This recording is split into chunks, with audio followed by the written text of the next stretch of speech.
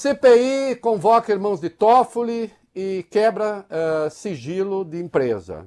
Vamos lá. A CPI do crime organizado aprovou hoje requerimentos para convocar os irmãos do ministro do STF Dias Toffoli, José Carlos Dias Toffoli Cônego e José Eugênio Dias Toffoli. A comissão também aprovou a quebra dos sigilos do Banco Master, da empresa Maridschi Participações e da gestora Reag Trust. O magistrado e seus irmãos são sócios da Maridschi, que integrou o grupo Tayaya Ribeirão Claro, responsável pelo resort Tayaya, e começou a vender sua participação em 2021. Segundo o relator da CPI, o senador Alessandro Vieira, do MDB, os depoimentos foram solicitados pelos indícios de conexão entre eles e a Reag por meio de participações no resort. O colegiado também determinou oitivas de Daniel Vorcaro, dono do Master, também ligado à Reag. Além disso, foram feitos convites a Toffoli e ao ministro do STF, Alexandre de Moraes, mas eles não são obrigados a comparecer. Tem mais. Fizeram outro convite, vai lá. CPI do crime organizado também convidou a mulher do ministro Alexandre de Moraes, a advogada Viviane Barsi de Moraes. O escritório que tem Viviane como sócia firmou um acordo com o Banco Master no valor de 129 milhões de reais. Por se tratar de um convite, ela não é obrigada a comparecer ao colegiado. Isso, e também foi convocado Fabiano Zettel, cunhado de Vorcaro, né, que controlaria o fundo Arling, que era sócio do Tayaya, né? E também se acatou a convocação do ex-ministro da Economia de Jair Bolsonaro, Paulo Guedes, de Roberto Campos Neto, ex-presidente do Banco Central, segundo o relator Alessandro Vieira, são fundamentais para ajudar o Brasil a entender o combate à infiltração do crime organizado nas mais altas esferas do poder público. Deixa eu dizer uma coisa aqui.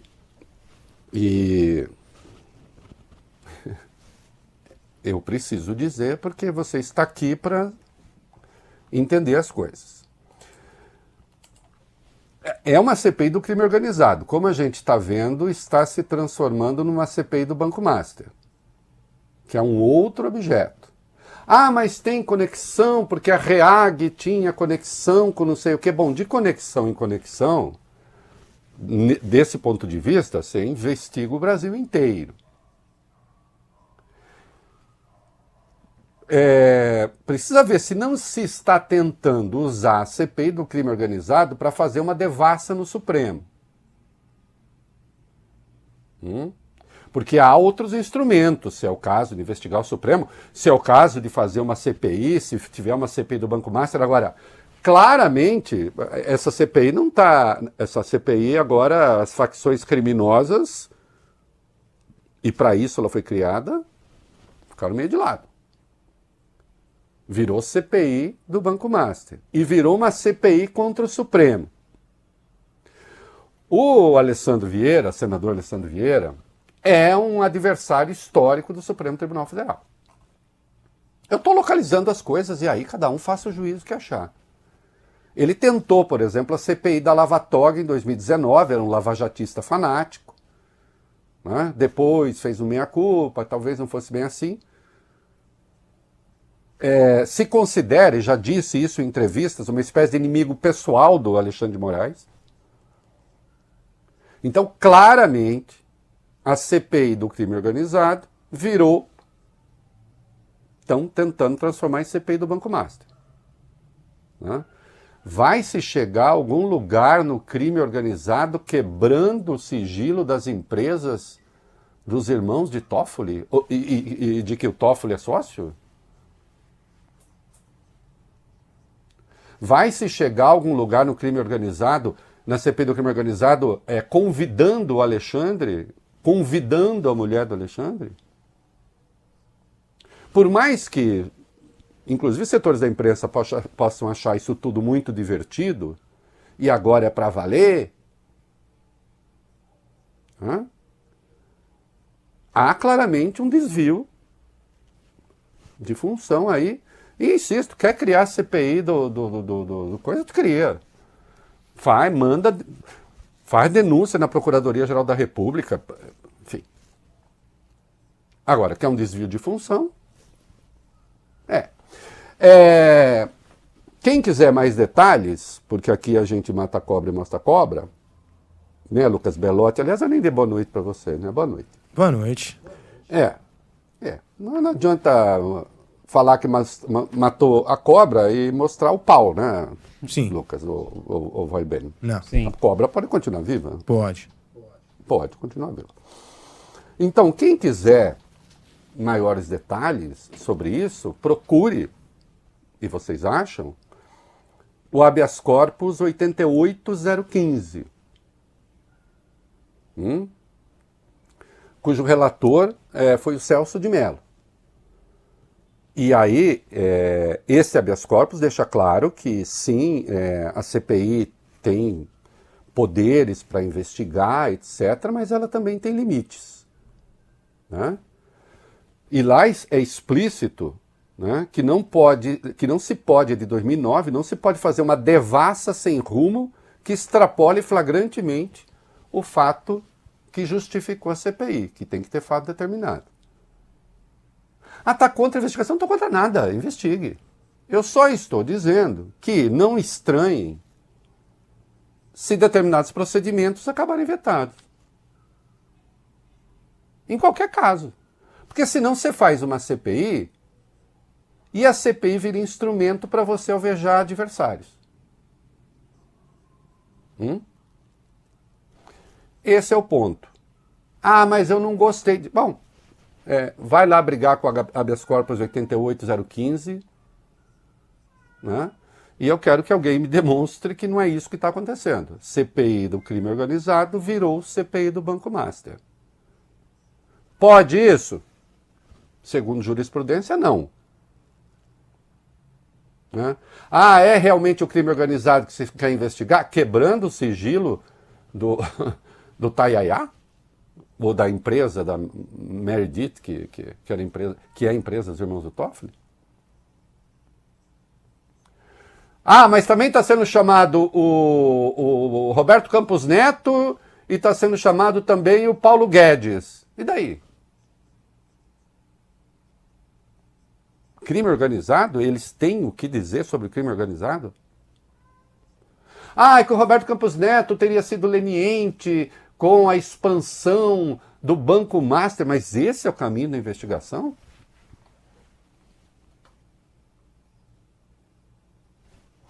Me parece que está triunfando uma agenda anti-Supremo. Tem gente que está achando isso bom, que vai ser legal para o Brasil. Eu não acho. Ainda que se devam cobrar as pessoas por escolhas que fizeram. Mas há um modo de fazer isso. É o que eu penso. Vorcaro deve ser ouvido no dia 10. Vamos lá, vai.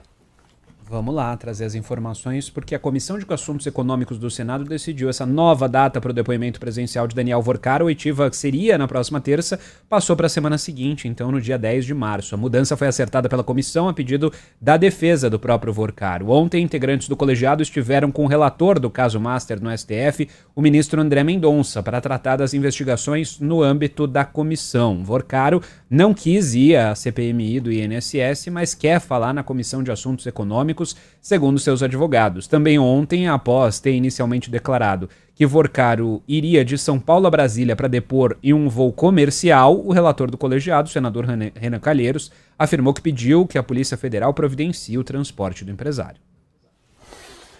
Se a Polícia Federal garantisse, enfim, a defesa concordar, ok, não podia ser em voo comercial. Né? Por razões óbvias.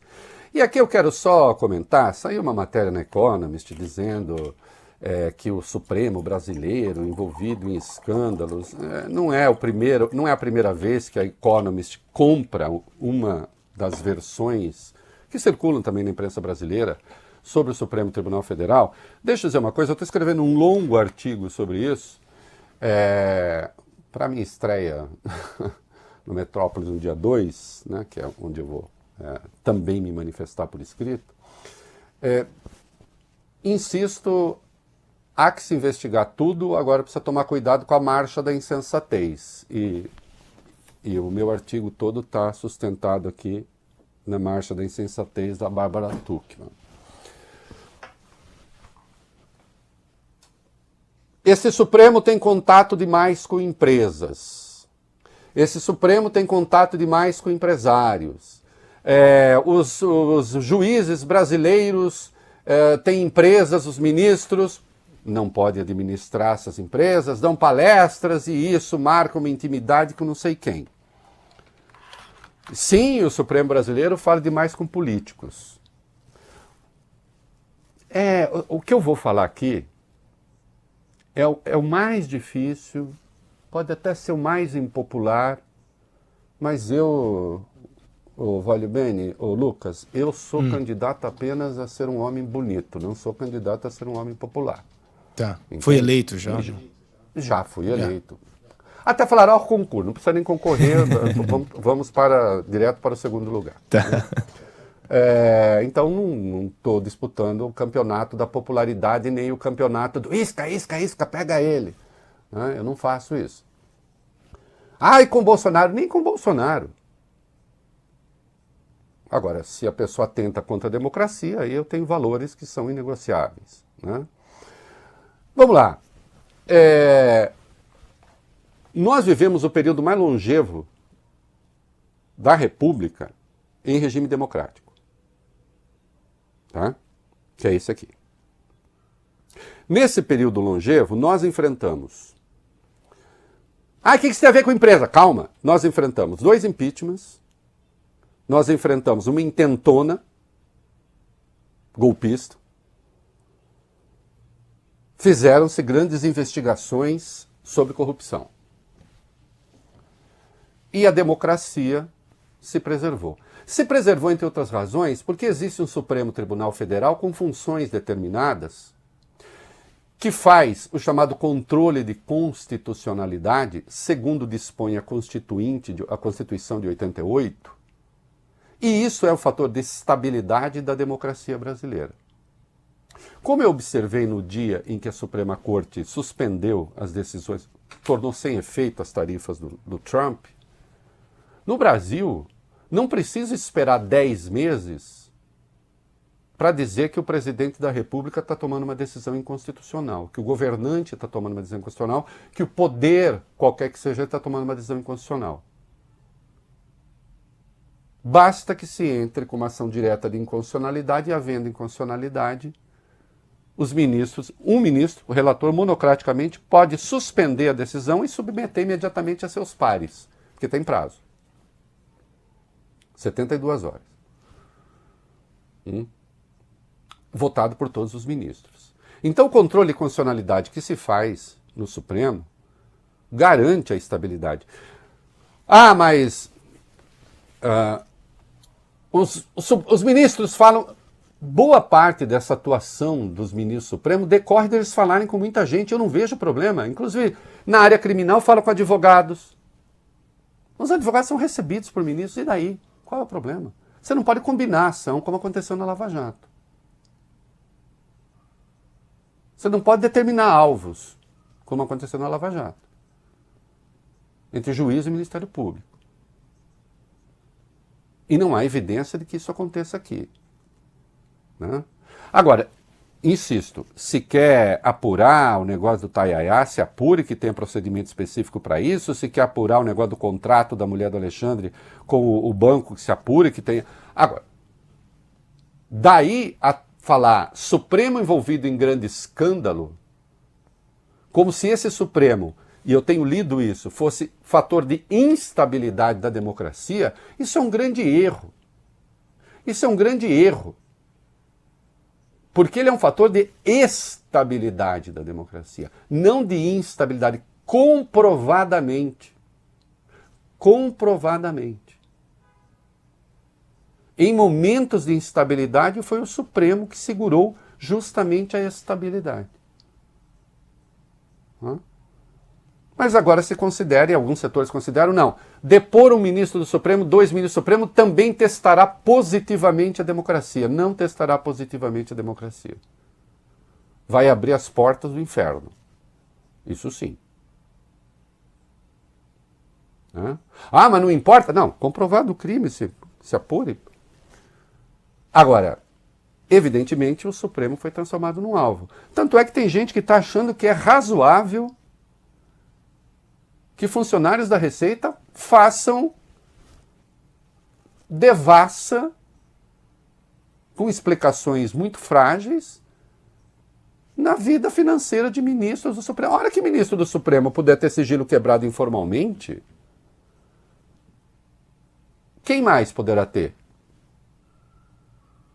Quem mais poderá ter? Isso é coisa de Estado policial, nós não vivemos no Estado policial. Não é? Então não, claro que eu não apoio, e claro que quem faz tem que responder por isso. A propósito, tornozeleira para suspeito de investigação ilegal do ministro. Vai lá, 1.2.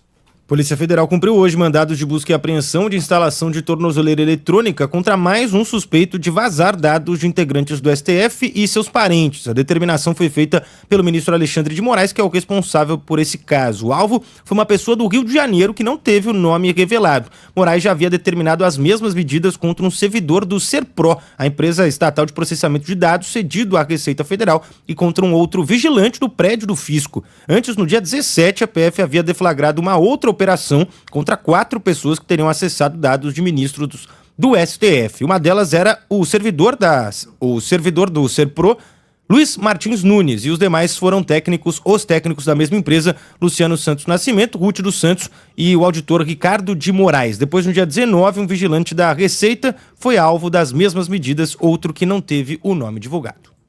Queridão, Serpro, tá? Serpro, isso, Serpro.